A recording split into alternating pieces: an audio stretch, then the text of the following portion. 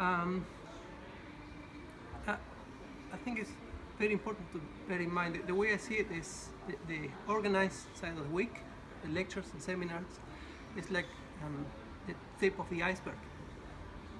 Then comes the second part of the week, which is when you're on your own, writing, reading, organizing your coursework. So there's basically, I would say, about 4 hours. If I think of the honors here, 4 hours of organized teaching, the lectures and seminars, and then the rest of the week, which is considerably a lot more than that, at home, at the library. That's more or less what. It's quite a number of examples I can give you if you like, but I think the mother of all challenges really is time, how you organize your time. I'm quite confident to say most, if not all, assessments are prepared to put the student under pressure. So none of them has been designed to make your life easier.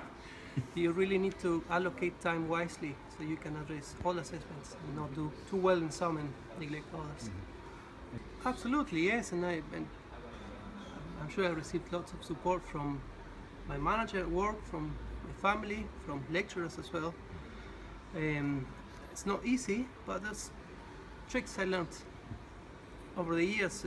One of them, which we discussed informally some time ago, is the way I used the library.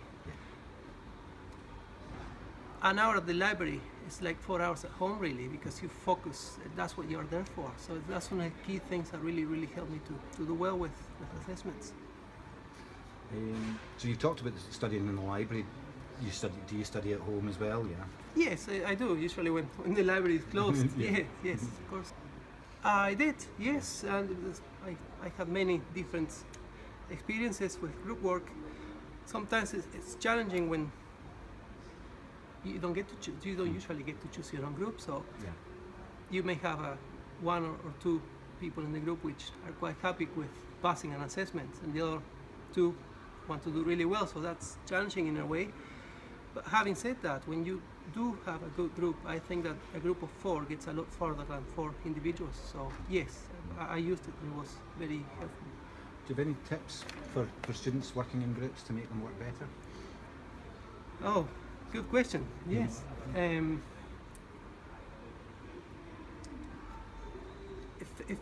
Yes, there's a very important tip.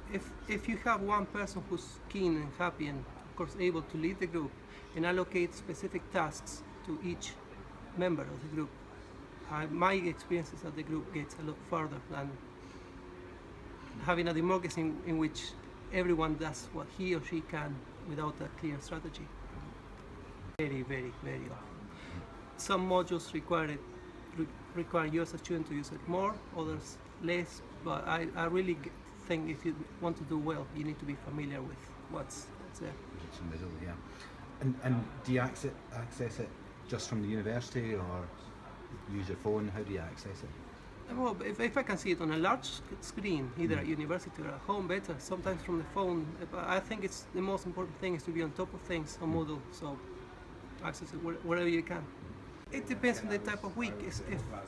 If it's an exam week, for example, very easily 2 hours every night after work, very easily. If it's a week when I'm writing, I would rather be at home with my books all over the room and articles. So it depends really on the activity.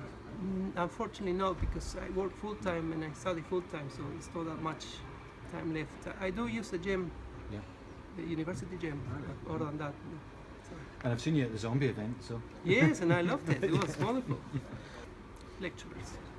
Best source. That's the first point of contact, and every single one of them has been very approachable over the years. I think we all have different learning styles and teaching styles, but without any exceptions, the first point of contact is lecture, and that's where I always got the answers.